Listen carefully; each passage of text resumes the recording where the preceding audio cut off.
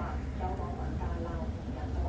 但係有網民留意到背後令人暖心嘅故事啊，認為校園等場所都應該仿效。佢哋話時下法律行貴，各地機場普遍都增加咗基礎設施收費同埋罰款。以英國為例，超過1/3主要機場過去1年都上調咗汽車落客費。不過，但尼的機場仍然保留免費落客區停車場，首12分鐘泊車費更加係全免，實在難得嘅。機場行政總裁就提供有趣數據，該研究顯示擁抱20秒就足以產生有愛情荷爾蒙之稱嘅催產素。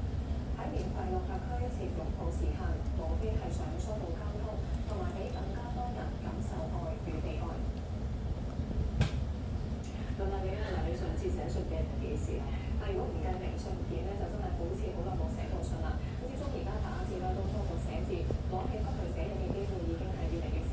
係仍然有好多人咧係中意筆呢一種書寫工具，甚至會買名筆收藏嘅。一隻就睇美國紐約時報報導咯，呢個年度星期日舉行鋼筆展，其中一支最高價出售嘅鋼筆要接近2萬美金賣出，折合大約係15萬港元嘅。呢一次珍貴鋼筆展喺倫敦一間酒店舉行，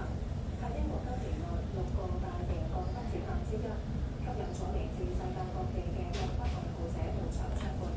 有鋼筆愛好者就趁機展示早前買嘅莫邦同埋法利吉等名牌鋼筆，其中一名鋼筆愛好者就話已經預留咗1300美元，即係大約1萬港元，係展覽買新頭號嘅。